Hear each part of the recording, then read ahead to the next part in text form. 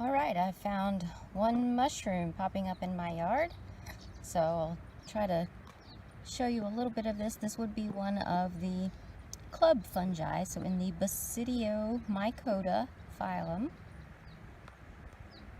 And if we get under it,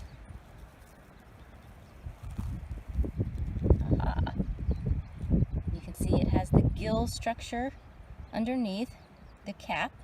This is where the spores will be produced in the basidia. They're up underneath there.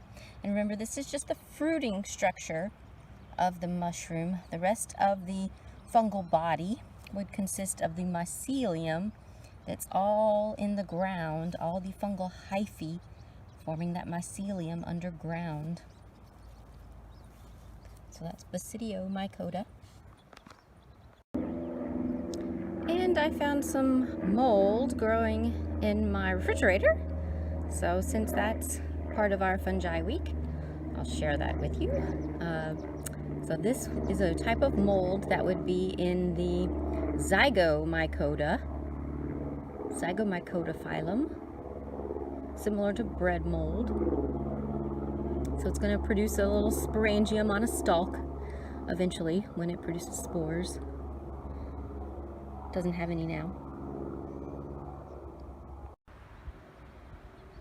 Right here, if it shows up good enough, are some of the different kinds of lichen. Remember, lichen is a combination of a fungus and a green algae, and this is a symbiotic relationship. So the fungus is absorbing nutrients from the surroundings and providing that algae with protection and those nutrients, and the algae is producing sugars by photosynthesis and sharing that with the fungus.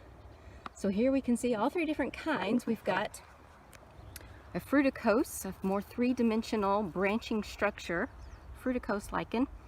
We've got the more phallose or foliose, more two-dimensional kind of lichen here.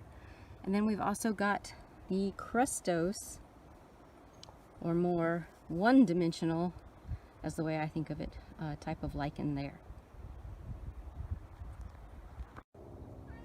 And some other lichens to look at. Here's a few different types. So this is some more fruticose lichen here. Then some phallose lichen here.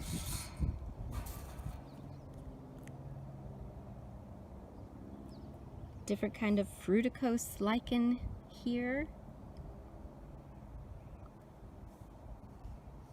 And some crustose lichen also on the twig. A little bit hard to see down here. But in various places along these twigs, there is crustose lichen as well.